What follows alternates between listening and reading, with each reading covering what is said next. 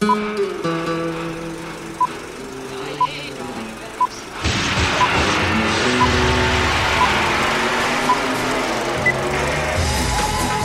to the Reviews Without Remorse podcast with Joe and Dave. Be warned, the discussions in this podcast may contain detailed spoilers. For spoiler-free reviews of newly released films, be sure to check out our show on our YouTube channel. Enter at your own risk and enjoy the show. Reviews Without Remorse, famed reviewers of film and international cinema, known across the 7 continents for our biting reviews. I am David, and my weakness is cake. And the man with a smoldering intensity, Joe. I think my weakness should be cake, but thank you, my friend. Technically, it's both our weaknesses, except I explode, but that's a whole other story. Yeah. This is episode 150, and in this show, we will discuss Wonder Woman 1984 had its first teaser trailer, Joe and I discuss. Keeping in with the 80s nostalgia, Ghostbusters Afterlife also gets a teaser trailer. And then, attempting to stand on the shoulders of one of the greatest comedians of all time, Joe and I plug in and take the plunge into Jumanji. Welcome to the jungle. How are you, my man? I am good. How are you, my friend? Not bad, not bad. Things are settling down. Amongst other things, I just feel like I just haven't had time for anything. Plus, I'm trying to get my top 10 list for next year compiled and everything like that. It's crazy! Yeah, it is. It is. And I've been looking at my top 10 list as well and shuffling some things around. And, we'll talk about it. Don't want to spoil anything. But, yeah, it's kind of hard to believe it's that time already. My life hasn't been what you probably think it has. We all have our struggles. Have you ever been in love? A long, long time ago. You? So many times. Yeah, all the time.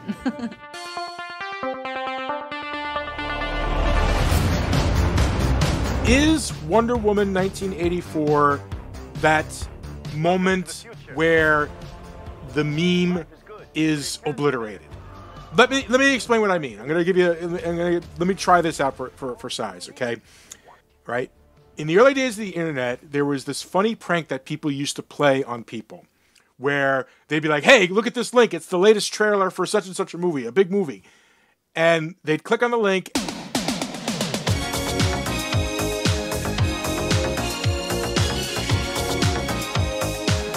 It was called Rickrolling, and it was considered a fun prank to play on people.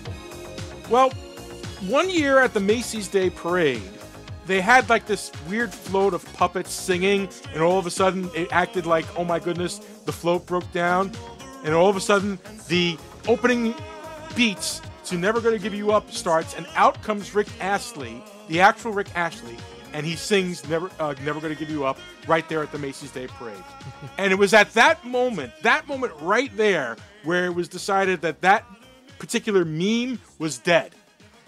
I feel partially, and this is not an indictment on the movie, but I kind of feel like with Wonder Woman 1984, we've hit the high watermark of 80s nostalgia between Stranger Things, Atomic Blonde, and just about every other frickin' thing that they've got going on out there right now with this 80s style, beat to it. Ready Player One is another example, even though you didn't like that movie. My point being is, as I watched this trailer, the first thing that came across my mind is, this is it. This is the movie that ends 80s nostalgia. That aside, I liked the trailer. I'm not 100% sure where it's going, but I liked it. I liked a lot of things about it, and there were other things about it that made me pretty nervous. The trailer itself, just judging the trailer and not as a prediction of what the movie will be, I liked the trailer, but I think a lot of that was the fact that I was definitely jonesing on that 80s nostalgia, that kind of Ragnarok style titles, etc. That was done pretty well, and the music was very cool. So, yeah, okay, good way to sell a movie. But now if you look through that to the actual movie behind it, that's making me a little nervous. A couple. Well, let me start with the positive. One of the vibes I was getting from it was a Linda Carter vibe. There were some moments when she was kind of running around doing stuff, which was, way far away from that Batman v Superman Wonder Woman. And this was looking, honestly, I was reminded several times of Linda Carter's Wonder Woman, which is from me is a big fat plus. That is a compliment. Yes. With that said, Steve Trevor comes back to life. Where the Kristen Wiig character, the goofy, weird, geeky person who is obsessed with our hero, but who will eventually become the bad guy. Have we learned nothing from Amazing Spider-Man 2? Yeah, so that was making me nervous. Just the whole general vibe of it, frankly, was really kind of weird. The kind of self-help guru who will eventually become the bad guy. Again, lots of scenes in a shopping mall. Like I said, if I just had to make a prediction, I don't know. I mean, I liked the last one enough. It was I liked it a lot. Not a perfect movie. It didn't exactly hold the landing, but I certainly liked it enough to make my top 10 that year. So, I just color me a tiny bit nervous, little hesitant to make a bold prediction that it's going to be good, but interesting, and we'll see. I can see that. By the way, did you recognize that little self-help guru? You know who that was? Well, now I do, since I saw the final episode of The Mandalorian. Yep, that was him. Yeah. Yes, and he looked kind of very goofy as the self-help guru, but I'm sure he's supposed to. But again, the tone of the film is what's making me nervous. But like I said, we'll see. We will. I'm kind of cautiously optimistic. I'm a little leery on the idea of I don't like the thing with Steve Trevor. I feel like that's going to be a fake out, and I feel like that's going to kind of undercut like the whole emotional moment from the previous movie with him and his sacrifice. I hope it is. I'm kind of torn about that. A part of me wants it to be a fake out because of that, but another part of me is like, but I really kind of like the two of them together. The two of them have really good chemistry. Yeah. So I'll tell you what. Here's Here's one possible way to look at it. Patty Jenkins is directing this, right? Yes, she is. So, she made it very clear, and it was very obvious that the first one had a lot of moments that were inspired by the original Christopher Reeve Superman. Mm-hmm. If I had to take a wild guess, I'd say that this time she let her inspiration be Linda Carter's Wonder Woman. Because, as I mentioned, there were some shots in here that really kind of, again, like it was almost like the first couple times we saw Wonder Woman in the DCEU, they were kind of nervous to get a little too Linda Carter. We had to have Xena Warrior Princess, who kind of slowly morphed into something with a little color, etc. This time, again, I was kind of getting a more full-blown Linda Carter vibe, and I'm kind of wondering if maybe she even said, hey, look, you know what? The series started out in World War II, and then it jumped to modern day, and we kind of did a little switcheroo with Steve Trevor there, and people kind of just took it and said, okay, fine, I'm wondering if she kind of maybe saw that and gave herself a little carte blanche to play with things here. Just kind of, again, just sort of a little a thought that I'm having watching this. We'll see, you know. I like that. I like that. Well, you know what? Fingers crossed. What is that? I don't know.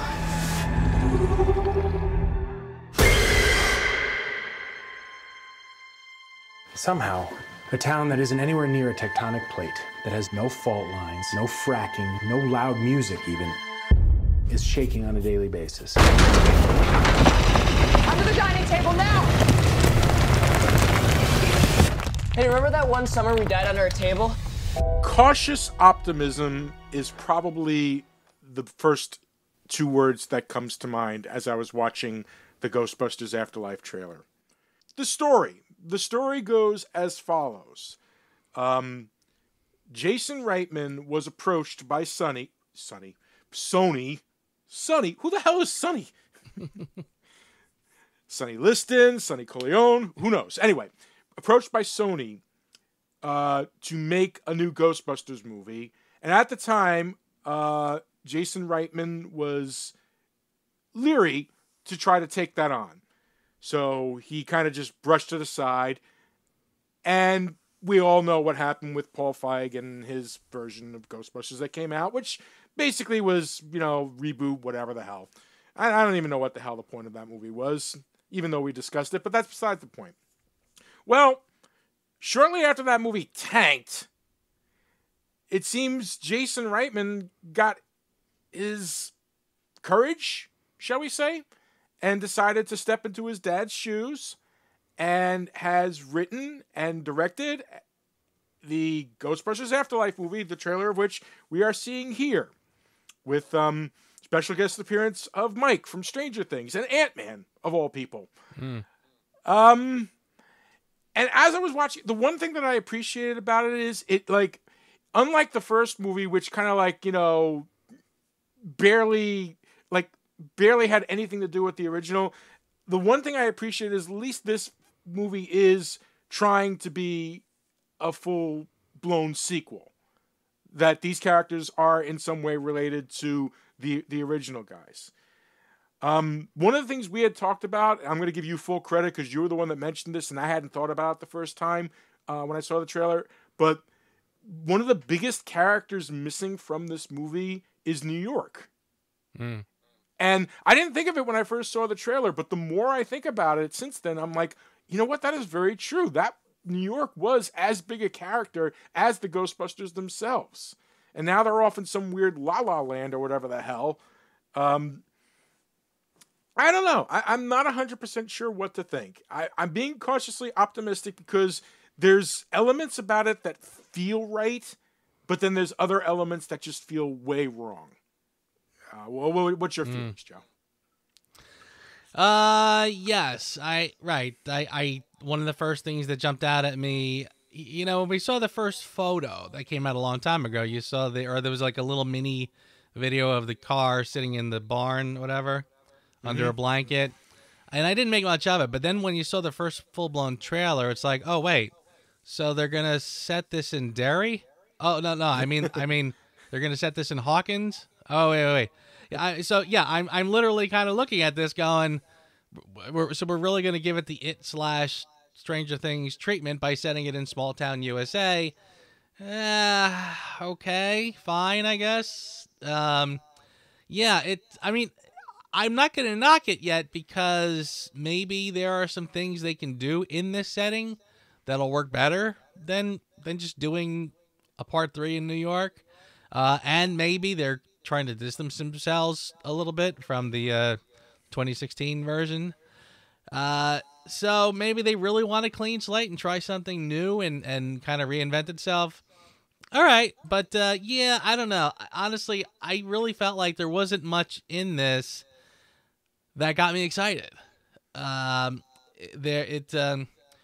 watching them do donuts in the wheat field with the car, I kind of thought, well, what's that about? I mean, it's still a station wagon, for crying out loud. It's not like a souped up cool car that you want to take out and joyride in. I mean, it's what's like that.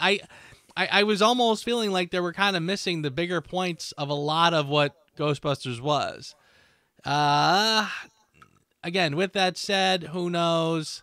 Again, like you said, it's at least they're doing a full blown sequel to the existing franchise.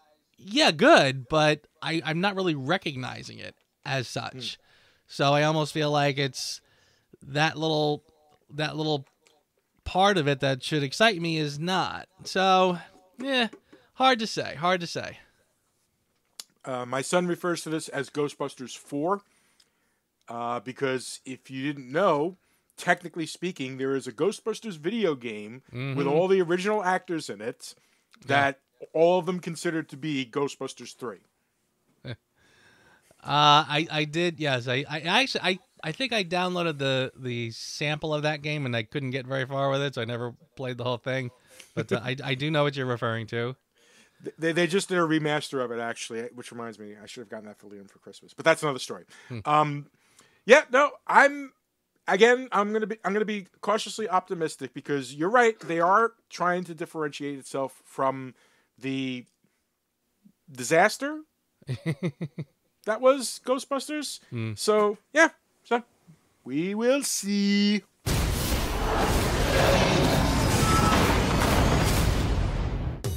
Well, this is a fun group. Welcome to detention. Spencer, Bethany, Fridge, Martha. You're all here for a reason. Hey, person walking! You should be thinking about who you are and who you want to be. You'll have plenty of time to figure that out while you're cleaning out the basement. Are you gonna help or are you too pretty? I'm too pretty. Yo, what's this? A game for those who seek to find a way to leave their world behind. Jumanji. You pick a character and you're that person in the game. Which one do I pick? I don't think it matters that much. Moose Finbar. Sounds like a badass. I'll be the curvy genius. Dr. Smolder Bravestone. Guess I'm Ruby Roundhouse.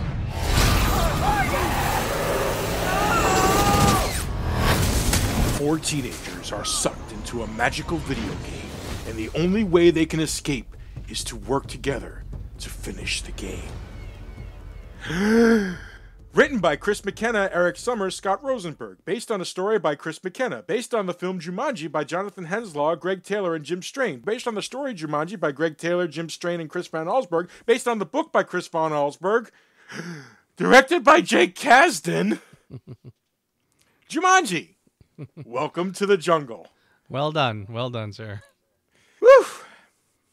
I went into this movie initially. I saw this movie kicking and screaming. It was a movie that Liam wanted to see because he liked the first movie. So he's like, hey, Dad, I want to go see, the Jumanji Welcome to the Jungle. I'm like, oh. It's like, I like The Rock. I like, I like Karen Gillan and I like Jack Black and Kevin Hart. I'm pretty cool with. I suppose maybe something good will come out of it. I really went in with low expectations, and I gotta be honest with you, I like this flick. I found it to be. It kind of felt like it took. You know how we talked with Jumanji, how one of the biggest problems with that movie is that it was a movie that was bigger than the special effects of the time would allow. Yeah. This kind of feels like that movie because in the respect that this movie actually has the special effects to live up to it. Yeah, fine. Okay, it looks a little silly every once in a while with some of their movements, but the fact that it's now being based in a video game as opposed to real life, you kind of, can suspend some disbelief with that. And I found myself enjoying it, not just because of, the action, but I kind of liked the characters. Yeah, okay, fine. They were all cookie cutter, typical high school characters, but they still felt like honest portrayals of those type of characters. And even when they were in their, avatar form, I really kind of liked the performance by each of the actors, how they kind of still, like one of the things I complained about Shazam, that when Shazam was the adult and he was almost over kiddie. Yeah. Which didn't seem in line with this streetwise Billy Batson and stuff like that. This movie doesn't do that. I felt that each of the characters, okay, yeah, fine, a little exaggerated, but at least didn't feel like actors pretending to be teenagers in a bad way. Right. So I kind of appreciated it for that. I liked the special effects. I liked this movie. And I'm not ashamed. And you should not be. I will not disagree with anything you said. I agree that you as you were talking about the teenagers and the adult bodies, I was reminded of Big with Tom Hanks. Not just because it's a story of a child in an adult's body, but there was a lot of films like that were similar, that kind of aped that idea at the time. They were trying to rip it off, basically. And there was a lot of them that did it very poorly, where it was grown-ups just acting like complete jerks because they're supposed to be kids. Whereas Big, I think, kind of actually nailed, the performance and how not a 6-year-old, but but a preteen, in a grown-up's body. I thought it did it very well. So yes, I agree with you there.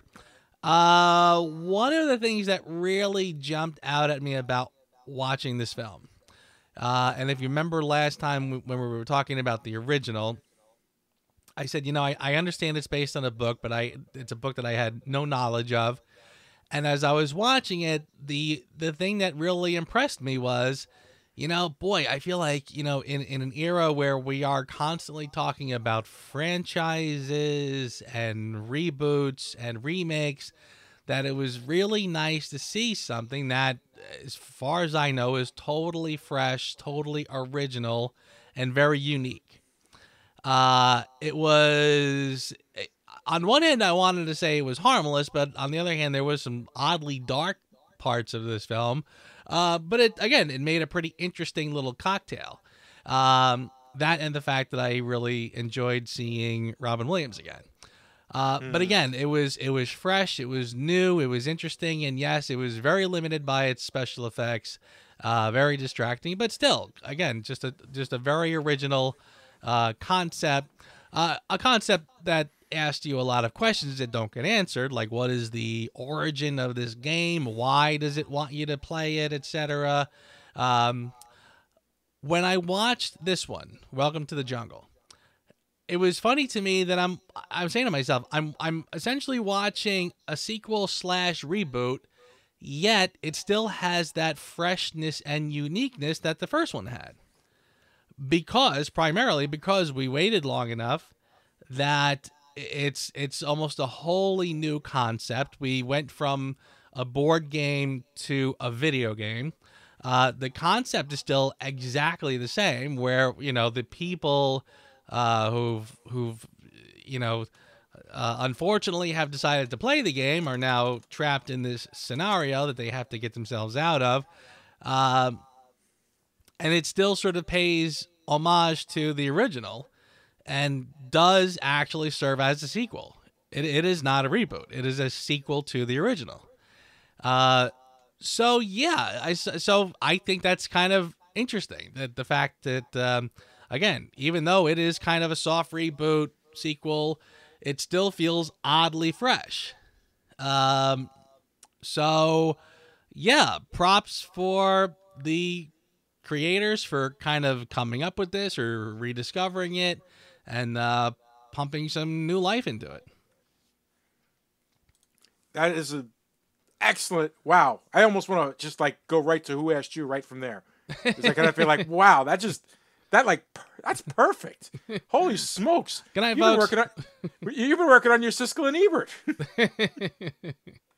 Well, we've been doing this for a while. Yeah. With Siskel and Ebert, they would have they'd get a minute each to talk about a movie, and then they'd do their thumbs up, thumbs down thing. And man.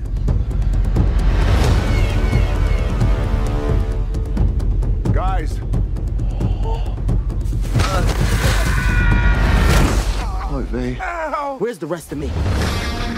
So the basic gist of this story is you have the nerd character, Spencer. You have the jock character, which is Fridge. You've got the vapid girl in Martha, and then you've got the in Bethany. And then Martha is the kind of, shy little nerdy girl. And I want to take a moment for a second. The actress they got to play young Martha was great casting choice. Because here's this character that's supposed to be this little mousy, kind of a nobody kind of thing. And she's not like, she's not like, those typical, 80s and 90s, oh, the hot girl will be so hot if she just takes off her glasses and lets her hair down thing. Or like from Wordy Player One, where you complained about, the girl with the little mark on her face and stuff like that. I appreciate that she's a pretty girl, but she's not like, over the top, oh my God, she's just, if she just does her hair, she's gorgeous type thing. Right. So, and a good actress to boot. So I really appreciated that. They all get sucked into this video game, and they become The Rock, Kevin Hart, Jack Black. Another little shout out, got to put it out here for Mr. Jack Black. A guy playing a vapid 16-year-old. There is no other actor on the planet that can do that but Jack Black. He was awesome in this part. Yes, I'm with you. I thought what's funny is that you have a lot of these characters who are kind of purposely playing against type. You have The Rock, who is this kind of shy, geeky kid who's got allergies and, scared of everything. A lot of them are doing Jack Black, obviously, totally playing it against type in a funny way. You're right that when you said that the characters, the people playing the game, the kids. So you got one guy who's real confident and jockey and popular, and you got one guy who's a dork. You got one girl who's really pretty and popular, and one girl who's a dork. So all right, okay, I guess we got all our bases covered, fine. But again, that's kind of what it's about. I don't really have a problem with that. It's almost like it's like the Breakfast Club, go to the jungle or something. We got one of everything here. Exactly. Yeah. So I mean that was fine. So the premise is fine. I really had no problem with the setup. Again, I liked I mean, there's a scene where the game literally, I guess somebody pulls out the board game and kind of looks at it or opens it up and it's like, who the hell plays board games anymore? And puts it away. And the board game almost instinctively literally redesigns itself to be a video game. To which I was like, okay, all right, fine. Again, I mean, it is kind of, if I called it a MacGuffin, it's not using that term correctly. But it is just this ambiguousness of this film. We don't know what this thing is, why it has the magical powers it does and why it feels the need to be played. But if you just sort of take that and run with it, fine. I mean, again, they never explain why Zoltar turns Tom Hanks into a grown-up, so we don't learn why Jumanji wants to be played. Fine. So yeah, it just is what it is. But so once they kind of get sucked in, though, there are some things that I kind of looked at and was like, well, okay, I get what you're doing here. There were moments when it was mildly distracting. Again, this is a game that is self-aware enough, right, to literally, and I mean, it's interesting how it is literally a play on the original film, and the original film has the young boy who, at some point while playing the game, gets sucked into a jungle that we never actually see, and he's there for 20 years, and he comes back as an adult in the form of Robin Williams. So this one kind of takes it a step further, where it sets itself up as a video game and then pulls all four players into the same jungle. And they specifically say that this is the same jungle because there's a direct reference to the Robin Williams character having been there. So with that in mind, why now does it need to set up the rules of a video game? It literally now gives them 3 lives. It has in it the NPC. Am I saying that right? The non-player characters. Very good, Joe. I've taught you. There you go.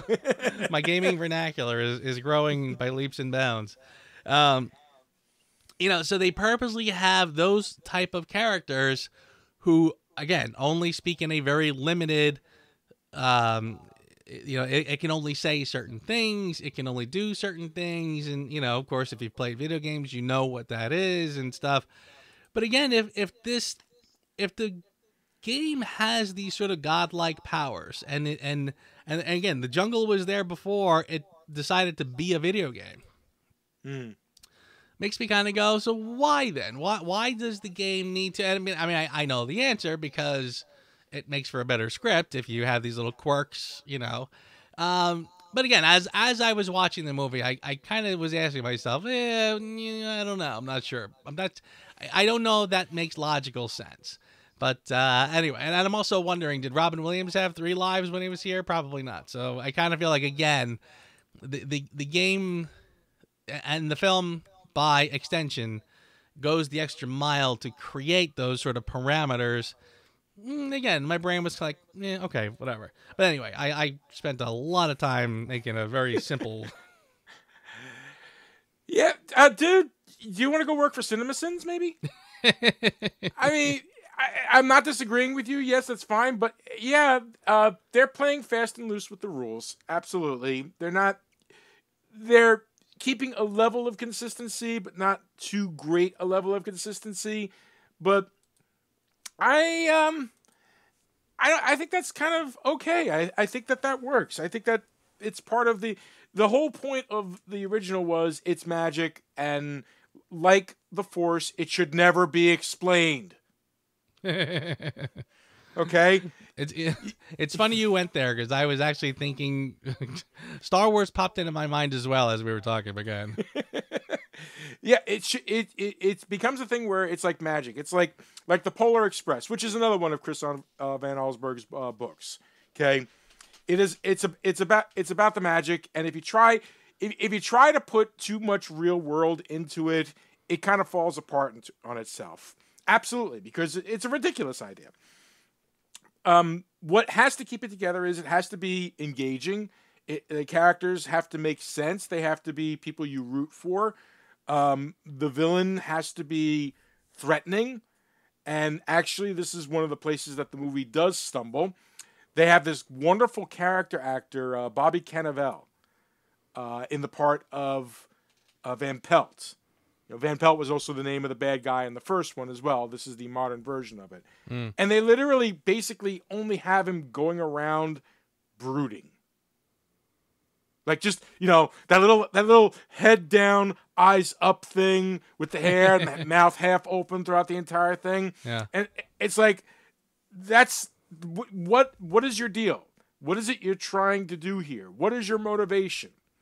You know, you gave all of these characters, these teenage characters, better motivation in their immaturity than you gave the villain. And yeah, okay, fine. You know, I know that they're trying to say, oh, video games, the villains really don't have motivation. It's like, I beg to differ. I have played many video games where the villains had astoundingly awesome motivation for what they do.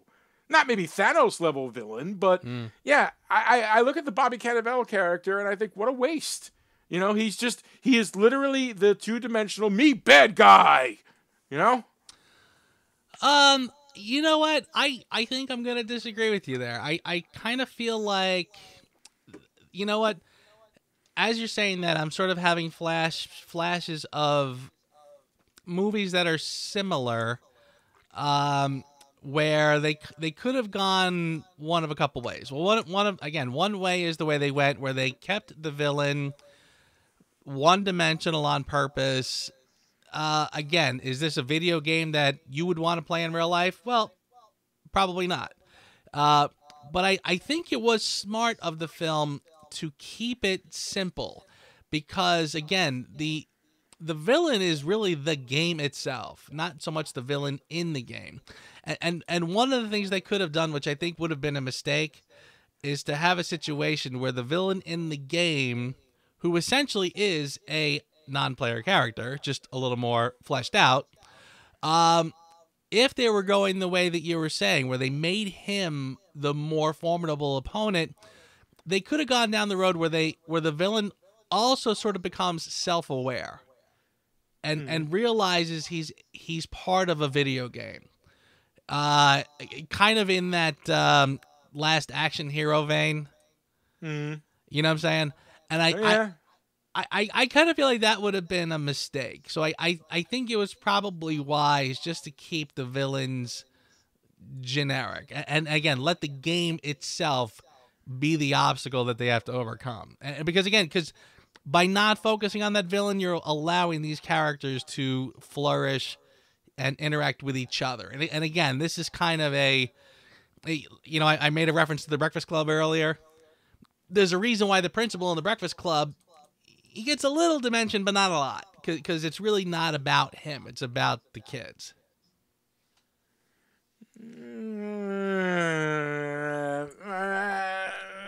I'm not trying to talk you out of your potential Who Asked You, but No, it's all right. Maybe I'm just much more sophisticated video gamer than you are. That is 1,000% correct, and that's why I sort of prefaced and said I don't think this is a game that you would want to play necessarily. It's funny because with all the the hoopla with the Rise of Skywalker, I was watching something. Apparently, there's been a couple of Star Wars games that came out this year, and one, from what I hear, has kind of really shined. Yes, Jedi Fallen Order. I heard somebody just today saying that not only is it probably the best Star Wars game they've ever played, but it's frankly the best Star Wars story that they've seen in quite a while. I'm gonna only slightly agree because Mandalorian. Well, there you go. Right, but the point being is that I know that there are, when we talk about video games, I'm talking about Pac-Man and you're talking about something else. You're talking about very sophisticated games with very sophisticated, fleshed out characters. To me, a villain in a video game is Donkey Kong. So I get where you're coming from. So I get why you would say that. And honestly, you know what? I'm gonna take. You're right though. There is one thing I neglected to take into consideration. Slight take back on that. The Jumanji video game is made back in like the late 80s, early 90s. So we're talking like first generation at best PlayStation. There was still not a lot of depth in the villains in those games. So you're right. But I'm standing by my Bobby Cannavale was wasted here because all he did was walk around and brew. Yeah, no, yes, with that part I will totally agree with. Yeah. So yes, I'll backpedal a little bit because now that you're giving me that perspective, it's like, well, wait a second, it actually does take place. Yep, yes, because it is only within the last, I'd say, 20 years that video games have gotten very sophisticated with their plotting. So with all that said, and again, I think it's a great cast, and they definitely do a lot of fun with what they've been given, etc. It is kind of just an hour and a half of fluff. Mm-hmm. It's definitely not a story that it's very disposable. It's a disposable kind of a story. Again, it's fun. It's relatively harmless. With that said, I think when we're talking next week about the sequel, we might have a lot of different things to say about it. But yeah, I kind of felt like, if this was limited in any way, it was simply the idea. I think that it was just kind of quick, disposable fun, and not a lot more to it, frankly. And once they sort of get out of the game, I almost sort of forget even what happened. I know we all learned valuable lessons, and the pretty selfie chick is a little more grounded, and the geeky guy kisses the girl, and but again, it just sort of feels very paint by numbers.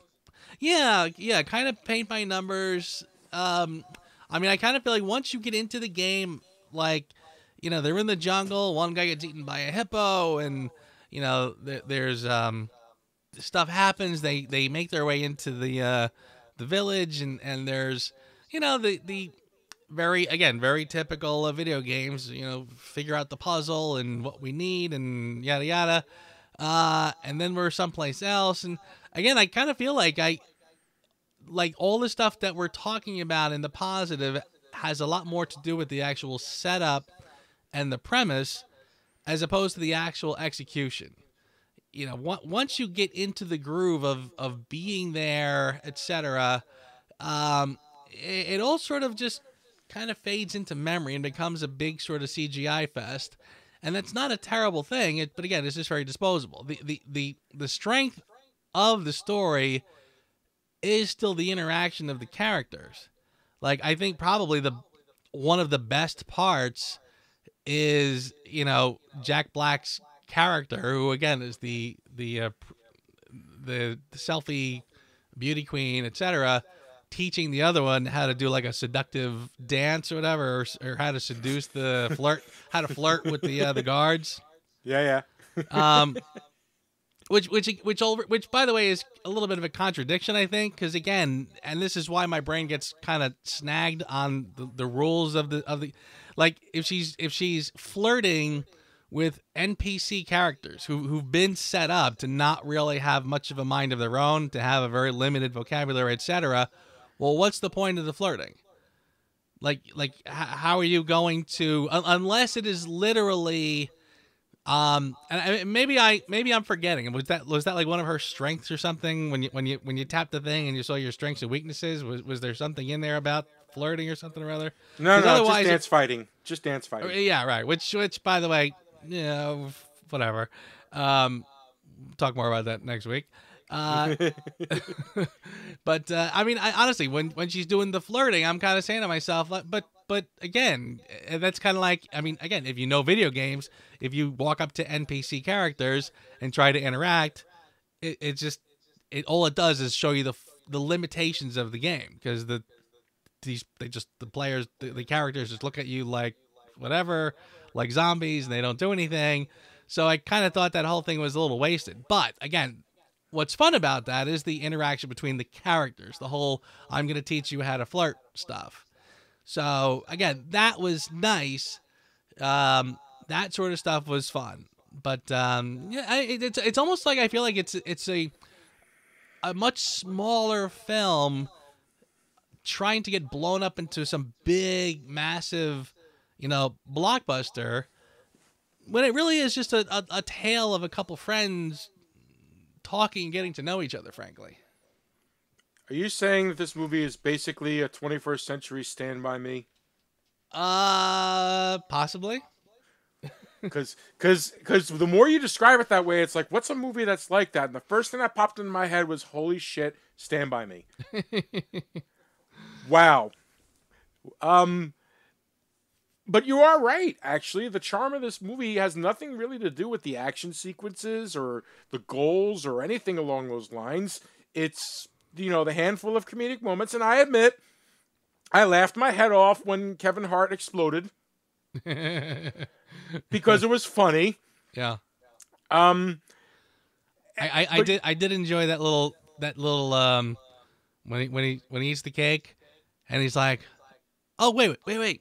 So my weakness is cake, as in I can't resist cake. Okay, that makes a little more sense, whatever. And then kablam. Yep. Oh, yes, that was very funny. Yeah. But you're right. Probably the bigger appeal of this movie is the interaction. It helps that the main four characters, both as their teenagers and their video game avatar selves, they all have very good chemistry together. And I think they all work well together. And I think even in the sequel, which we'll talk about next week, I think some of that definitely still exists as the movie progresses. But yeah, it's weird because now that the more you think about it, it's almost like it is kind of like a dumbed down character study of stereotypical 21st century teens and video game tropes. Holy smokes, man. Did we just smoke too much pot or something like that? He's like, yeah, man, when you really think about it, it's deep. It's so deep. Why am I wearing half a shirt and short shorts in the jungle. I think we got sucked into Jumanji and we become the avatars we chose. So that means Bethany? Oh, wait, Bethany, don't look at it. No! I'm an overweight middle-aged man. I don't have my Claritin, and all I see around here is pollen. Well, I don't have the top 2 feet of my body. Damn, that is a man right there. Don't cry, don't cry. Don't cry, it's gonna be okay.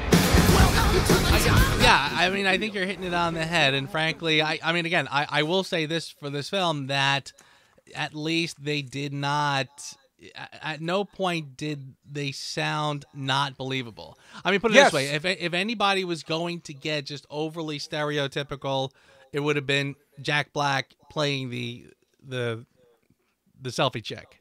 Yeah. And honestly, I really felt, I mean, there was, you want to talk about lowbrow humor, when at one point they go to take a leak and she's sitting there going, "Oh my God, how am I not Instagramming this?" or something like that.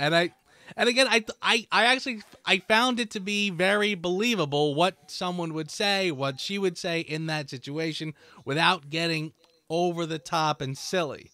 So I think the scripting in this is really good. I have to actually give it to the dialogue in the film. Although why are video game characters taking a leak? I don't know.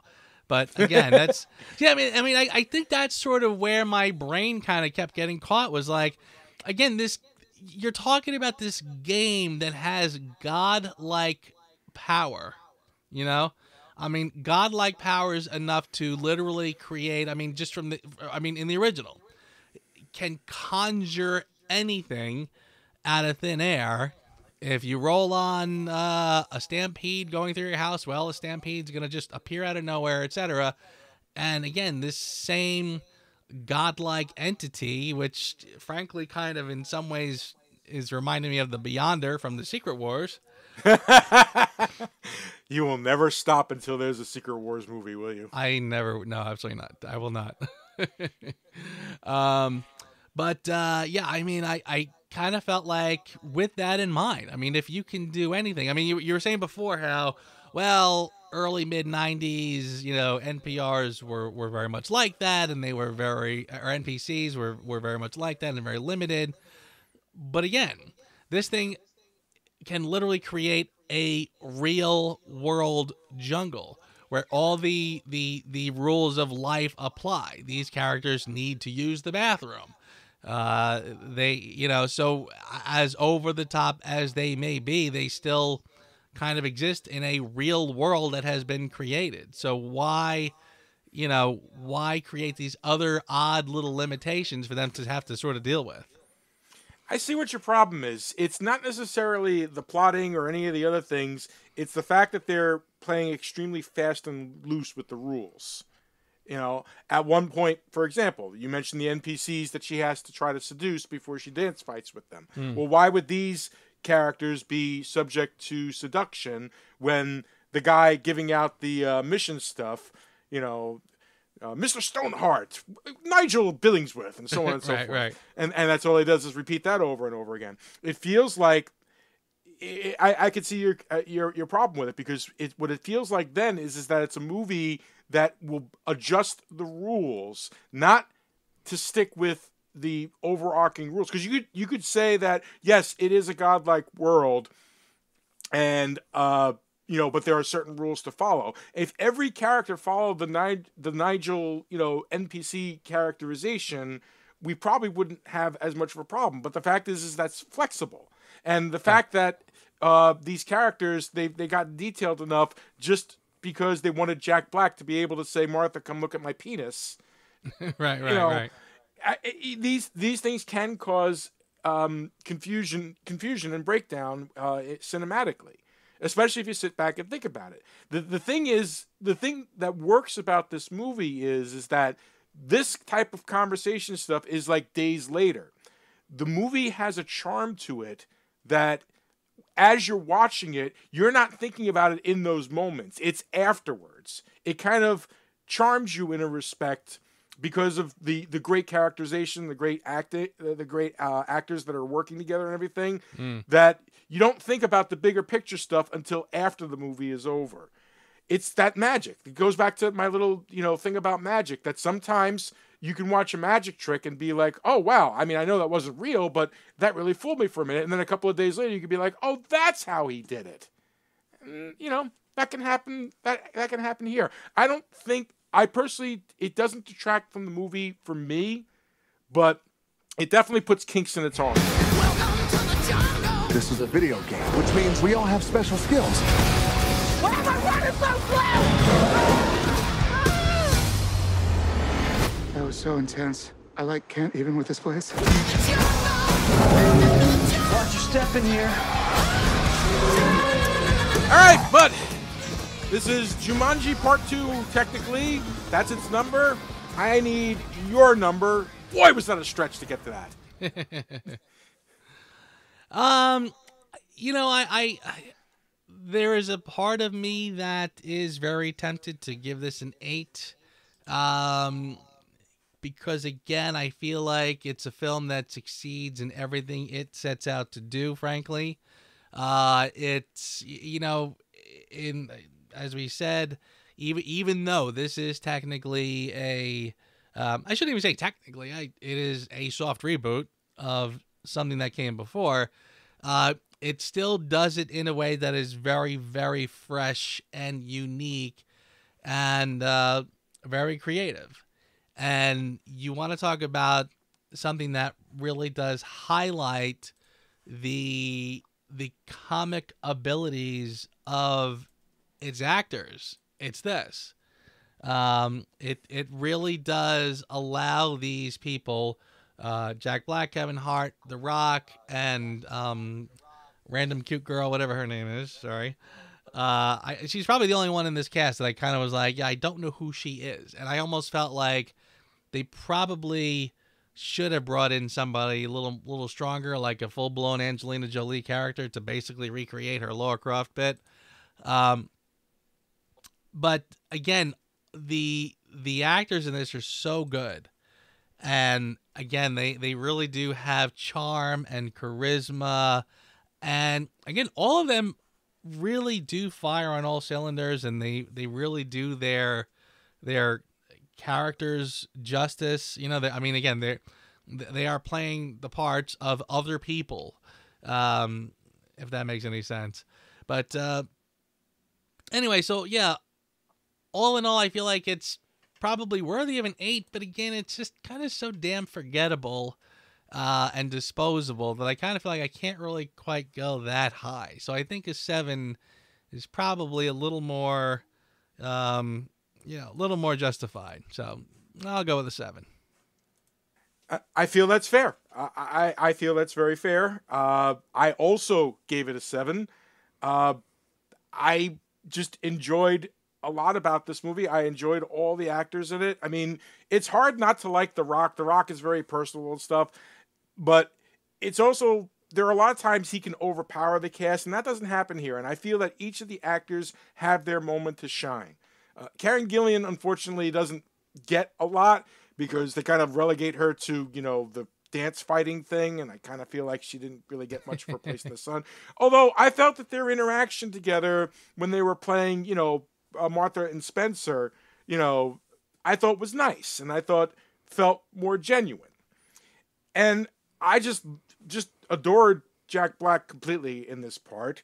Kevin Hart was just perfectly fine and serviceable in his part as Kevin Hart is, and it was very well directed by Jake Kasdan. There's really not a lot to complain about this movie. It's not the best movie of all time by any stretch of the imagination, but it's fun. And it's a nice little piece of escapism. And I think that's probably the best way to call it. A nice little piece of escapism. I'd agree with that. Can't argue with any of that. All right. Who asked you? Who asked me? Well, I guess I'm going to go with my aforementioned odd little limitations injected into the story to make it feel or look like a video game or just be recognizable as a video game. But I think if any of those tropes bothered me in particular, I think I'm going to go with the flirting part, which, again, not the end of the world, but just kind of, again, it's like, I mean, the bottom line is, like, any time you sort of become aware that you're watching the movie, you know, that's why it's nothing more than that about it that kind of irks me. Those were the moments where I kind of was going, oh, but wait a second. And again, if I'm pausing my brain from enjoying the movie long enough to sort of deal with these little things. So not a major flaw, but yeah, I'll just say that was probably the thing that I would have. I mean, again, the point of our Who Asked You, usually it's just our least favorite parts, but in reality, it's supposed to be, well, what would we have done differently? So I think that's probably what I would have just tweaked a little bit. All right. I could buy that. I'd buy that for $1. I think I've used that a little too often. Two things. Dance fighting is ridiculous. Because first of all stunt fighting is technically dance fighting. So what the hell? And I'm still very disappointed in Bobby Cannavale's character. I love Bobby Cannavale. I want to see more of him when he's either playing a good guy or a bad guy. I just find him amazingly charming. So I was really kind of hoping he would have had a little bit more screen time, and that his screen time would amount to more than just head down, eyes up, dark. I am the kids that hang out in the back of the high school and smoke cigarettes type thing. Yeah. So yeah, he remains my Who Asked You. I'm with you there. I can totally see that. Which brings us to For Your Consideration, and I get the feeling you and I are in the same boat. Well, I'll for the sake of variety, I will definitely try to narrow it down a little bit. As I said, I think the strength of the film is the interaction of it's the charisma of our lead actors working together. They really do work well off of each other, and so again, that is the best part. But if I had to single anyone out, I'll give it to Jack Black, only because I feel like he's probably the unsung hero in this respect. Again, The Rock is doing a fine job doing a version of The Rock, frankly, and Kevin Hart similarly, but I think Jack Black is the one. Again, it was a very delicate role, by which I think anybody, the wrong actor would have taken that routine to, to a very annoying extreme very quickly. There could have been a lot of screaming and running and a bug. And I mean, he could have just played it like Willie Scott, quite frankly. Wow. All he had to do was not Willie Scott it. That's great that'll be great for a cover. So yeah, I thought his performance was very nuanced and very clever. So I'll pick him out for that one. He's the same for me, man. That whole scene where the first time he's going pee as a man, okay, for rules of the game aside, that is not a scene you can do easily as a man pretending to be a woman, okay? And it's one of those things that could definitely be that little line between a PG, a PG-13, and an R type situation. And I felt that he handled it perfectly, believably. I did believe that he was a 16-year-old girl, which I don't know if that says much about his acting or his maturity. Either he's a brilliant actor or he's just very immature and and he's faking being an adult. It could go either way. But yes, Mr. Jack Black, and a little asterisk for casting a relatively plain looking actress to be the plain girl instead of a beauty queen with smudge on her face. Maybe we're all in a coma. What? That old game machine must have electrocuted us. Now we're all... Oh my God! You better get in there and save her. I'm not gonna get in there. You get in there. I got a backpack on. You don't get in water with a backpack. Everybody knows that. And that's it. That ends our review of Jumanji, Welcome to the Jungle. Ladies and gentlemen, you may not realize this, but this was actually take 2 for us because my microphone screwed up the first recording. Which means we have a little sneak insight to next week because David and I have already seen the follow-up, Jumanji The Next Level. Yes, we have. So our minds are already brewing on what we're going to talk about.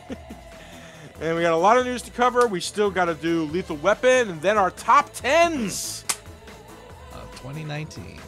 Yep, our top 10s of 2019. That list keeps shifting, Joe. You know, the one good thing about it taking extra time to actually get there is that I'm able to throw in another movie here and there when I can. I'm watching them at 1 o'clock in the frickin' morning, but I'm getting them in. Very good. Very cool, my brother. Another good one down. Indeed. Thank you very much, sir. Thank you for your patience. Thank you, ladies and gentlemen. Happy New Year to everybody. Happy New Year, my brother, and I will see you here next week. Thanks for listening to the Reviews Without Remorse podcast with Joe and Dave. Join us here every Thursday for a new episode. And be sure to check out the Reviews Without Remorse channel on YouTube for spoiler-free reviews of new releases. If you enjoyed this podcast, please consider becoming a patron. You can find our page on patreon.com. As little as $1 a month goes a long way. All clips in this podcast are used for commentary and critique, and is considered fair use. No copyright infringement is intended.